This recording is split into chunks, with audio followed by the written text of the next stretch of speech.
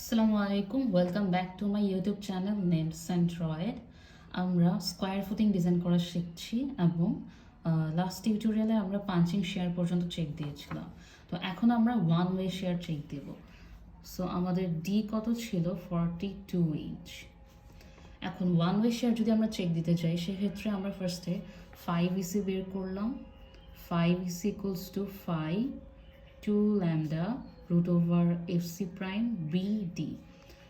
Punching শেয়ারে যেটা B not ছিল এখানে সেটা কিন্তু শুধু বি, আর বি হচ্ছে আমাদের এখানে যেহেতু আমাদের ফুটিং সাইজটা হচ্ছে 18 ফিট ইন্টু 18 ফিট, তো এটা হচ্ছে আমাদের 18 ফিট।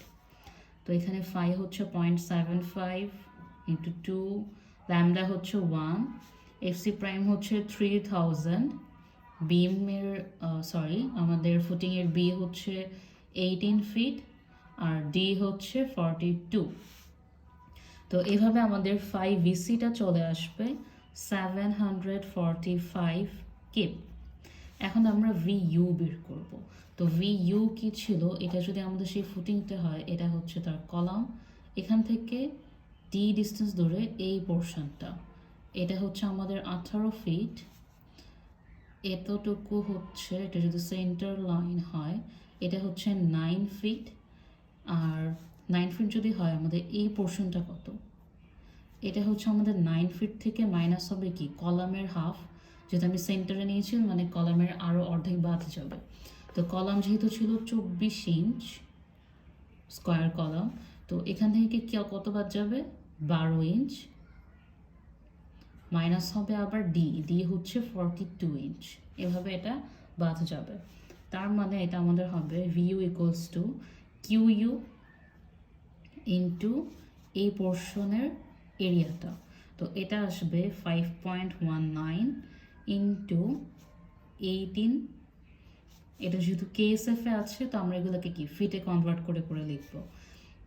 আর এই এরিয়াটা হচ্ছে 9, এই পোর্শনটা হচ্ছে 18 আর এই পোর্শনটা হচ্ছে 9 মাইনাস 12, আর হচ্ছে ডি বাদ যাবে। আর এটা যেহেতু ইঞ্চে আছে আমরা হচ্ছে এটাকে ফিটে নিয়ে নিলাম। তো এভাবে আমরা যদি বের করি ভি ইউ এর ভ্যালু চলে আসবে 420.4 কিপ। তার মানে আমাদের এখানে ভি ইউ 5 থেকে ছোট, তাহলে ডেপথ পাঞ্চিং শেয়ার এবং ওয়ান ওয়ে শেয়ার দুইটার জন্য অ্যাডিকুয়েট। তো আমরা বলতে পারি যে আমাদের ডেপথ হচ্ছে অ্যাডিকুয়েট। সো ফাইনাল দি 42 ইঞ্চ। ঠিক আছে, এখন আমরা হচ্ছে ফ্লেক্সের ডিজাইনটা করব। তো ফ্লেক্সের ডিজাইন করার জন্য আমাদেরকে কি করতে হবে? ফার্স্টে হচ্ছে আমাদের মোমেন্ট বের করতে হবে। তো মোমেন্ট যদি আমরা বের করি, এখন আমরা ফ্লেক্সারাল ডিজাইন করব। তো মোমেন্ট যদি বের করি আমাদের এটা যদি হয় ফুটিংটা, এটা হচ্ছে কলাম, এই কলামের এই ফেজে এই পয়েন্টে আমরা হচ্ছে মুভমেন্ট বের করব। তো এই পোর্শনে আমাদের কি সয়েলটা এভাবে আপওয়ার্ড প্রেশার দিচ্ছে, যেটা হচ্ছে আমাদের কিউ ইউ, এটা কি একটা ইউডিএল। তো এই ইউডিএলটাকে আমরা হচ্ছে ইউডিএল না, আসলে এটা তো প্রেশারে আছে। তো ফার্স্ট আমরা যদি সেটাকে লোডে কনভার্ট করি তাহলে হচ্ছে আমরা সেটাকে ইউডিএল হিসেবে কনসিডার করতে পারবো। বা আমরা এভাবেও নিতে পারি যে এই পোর্শনে যে কতটুকু লোড আসছে সেটা নিব ইনটু তার ডিস্টেন্স। তা আমরা যদি এম ইউ বের করি সেটা আসবে আমাদের যে কিউ ইউ আছে এই ভ্যালুটা 5.19, এটা কিসে আছে? কে এস এফে আছে। এটার সাথে আমরা এই যে পোর্শনটা এটা কত 18 ফিট, এটা ফার্স্টে গুণ দিলাম ইনটু এই পোর্শনটা এটা কতটুকু, এই হাফ যদি হয় 9 ফিট, 9 থেকে জাস্ট এই 24 ইঞ্চ, 24 ইঞ্চের অর্ধেক কত? 12 ইঞ্চ, মানে হচ্ছে এখানে 12 ইঞ্চ বাদ যাবে বা 1 ফিট বাদ যাবে। তো এটাকে আমরা বলতে পারি কি 8 ফিট। 8 ফিট হচ্ছে আমাদের এই যে এই পোর্শনটা হচ্ছে কত? 8 ফিট, আর এটা হচ্ছে কত? 18 ফিট। বা যদি এই ফেস থেকে মোমেন্ট নেই সেম আসবে, এটা হচ্ছে 18 ফিট, আর এই যে এই পোর্শনটা হচ্ছে 8 ফিট। এটা যদি আমরা নেই তাহলে এটা কত? 18 ইন্টু 8। তো এটা কি হলো? একটা লোড যে লোডটা হচ্ছে আপওয়ার্ড পাচ্ছে, এই লোডের সাথে আমরা কি করব, মোমেন্টের জন্য কি করা লাগে, এই পয়েন্ট থেকে এই লোডের ডিস্টেন্সটা, লোডের ডিস্টেন্স মানে হচ্ছে লোডের সিজির ডিস্টেন্স, যেটা হচ্ছে কত, এই হাফ পোর্শনে, এই হাফ, তো এটা কত হবে ইন্টু 8/2। তো এভাবে যদি আমরা করি আমাদের ভ্যালুটা কত চলে আসবে কিপ ফিটে, এই ভ্যালুটা হচ্ছে 2989.44 কিপ ফিট। এখন আমরা আমাদের রেইনফোর্সমেন্ট ডিটেইলিং করব, তো আমাদের কি বের করতে হবে, এ এস বের করতে হবে, সেই আগের formula, A S equals to mu/phi fy d minus a/2, আর এখানে কোলন সাইন দিয়ে আমরা ক্যালকুলেটরে করব, a equals to as fy by 0.85 fc prime b। এর ভ্যালু হচ্ছে এটাই, আমরা হচ্ছে কিপ ইঞ্চে কনভার্ট করব, সো এখানে এটা হবে 2989.44 ইন্টু 12। ফাইয়ের ভ্যালু কত, এখানে কিন্তু 5.9, কারণ এটা কিন্তু শেয়ার ডিজাইন না, এটা কিন্তু ফ্লেক্সারাল ডিজাইন, ইন্টু এফআই হচ্ছে 60 কেএসআই, ডি 42, এখানে আনসার হবে, এখানে হবে আনসার বাই 2 ইন, আর কলাম সরি এখানে একটা কলম এ হচ্ছে, এখানে আবার সে অ্যান্সার লিখব, তারপর এফআই হচ্ছে 60.85, এফসি প্রাইম হচ্ছে 3 কেএসআই, আর এখানে এই বি এর ভ্যালুটা কিন্তু হবে 18 ফিট। স্ল্যাবের মধ্যে কিন্তু আমরা পার ফিটের জন্য ডিজাইন করতাম, সেজন্য বি এর ভ্যালুটা আমরা 12 ইঞ্চ নিতাম বা 1 ফিট নিতাম। এখানে হচ্ছে আমরা হোল ফুটিংয়ের জন্য কি পরিমাণ রেইনফোর্সমেন্ট লাগবে সেটা বের করছি, তো এটা একটু হাইলাইট করে দিলাম। এখানে বি এর ভ্যালুটা হবে কিন্তু 18 ফিট, তার মানে 18 ইন্টু 12। এভাবে যদি আমরা করি, ক্যালকুলেটর ট্রায়াল আমি অনেকবার দেখিয়েছি, তো সেমভাবে আমরা যদি করি, এস এর ভ্যালুটা চলে আসবে 16.2 ইঞ্চ স্কোয়ার, এখানে কিন্তু পার ফিটে না, জাস্ট ইঞ্চ স্কোয়ার। তো এটা এখন আমাদের কিন্তু মিনিমাম রেইনফোর্সমেন্ট চেক দিতে হবে, তো এস মিনিমাম ইকুয়ালস টু, এটাও সে আগের formula, 3√fc prime by fy into bd or 200 divided by fy into bd। এটা যদি আমরা করি, এই ভ্যালুটা আসে 0.0027, আর এই ভ্যালুটা আসে 0.0033, তার মানে এটা বড়। তো এস মিনিমাম হচ্ছে 0.0033, বি হচ্ছে 18 ফিট, ডি হচ্ছে 42। এভাবে এস মিনিমাম চলে আসে 29.94 ইঞ্চেস স্কোয়ার, তার মানে এটা কিন্তু ছোট, আমাদের এটা গভর্ন করতেছে। তো S equals two 29.94 inch square. এখন আমরা যদি নাম্বার 9 বার ইউজ করি, ইফ উই ইউজ নাম্বার 9 বার, দেন কয়টা বার লাগবে, নাম্বার 9 বারের এরিয়া হচ্ছে 1 ইঞ্চ স্কোয়ার, তার মানে 30 নাম্বার 9 বার লাগবে। এখন আমরা স্পেসিংটা বের করব,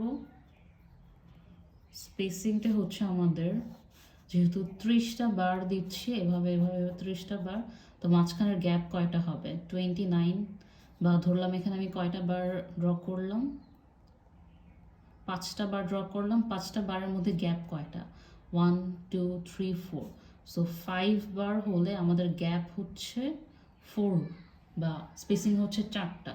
তো 30টা বার যদি আমি দিই, আমাদের স্পেসিংয়ের জন্য কয়টা আসবে, 29।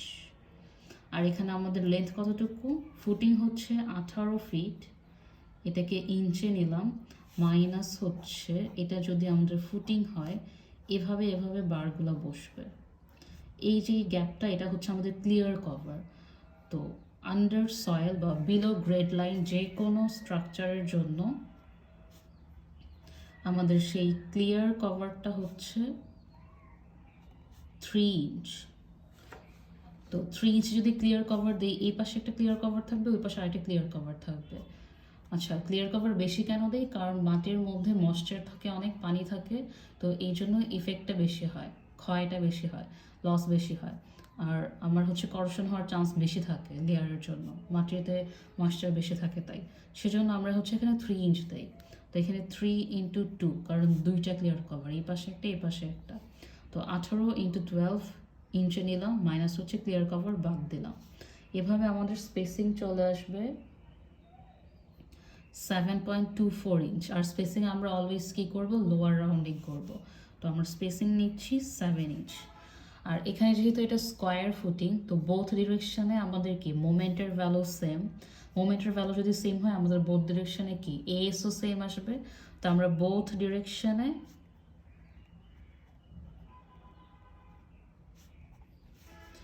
Number 9 at 7 inch centre to centre দিয়ে দেব। এটা হচ্ছে স্কোয়ার ফুটিংয়ের অনেক বড় একটা অ্যাডভান্টেজ, যে আমাদের কষ্ট অনেক কম, যে লং ডিরেকশন শর্ট ডিরেকশন আমাদের ডিজাইন করতে হচ্ছে না, বোথ ডিরেকশনে আমরা সেম রেইনফোর্সমেন্ট দিয়ে দেবো। দেন আমাদের আরেকটা স্টেপ বাকি আছে, যেটা হচ্ছে এলডি চেক দিব, বা হচ্ছে ডেভেলপমেন্ট লেন্থ চেক দেব। তো এলডির ভ্যালুটা হচ্ছে এখানে alpha, beta, gamma, F Y, 20 root F C prime. এখানে এগুলো হচ্ছে এক একটা ফ্যাক্টর। এখন আমার কোশ্চেনে যেহেতু কোনো কিছুই বলা নাই এই ফ্যাক্টরগুলো হচ্ছে ভ্যালু নেওয়ার জন্য, তো এখানে সবগুলো ফ্যাক্টরের ভ্যালু হয়ে যাবে 1, এটাও 1, এটাও 1, এটাও 1। তো এখানে আমরা পাচ্ছি কত, জাস্ট 1 × 60 KSI বা 60,000 PSI, 20 root F C prime হচ্ছে 3000। এভাবে এলডি চলে আসবে।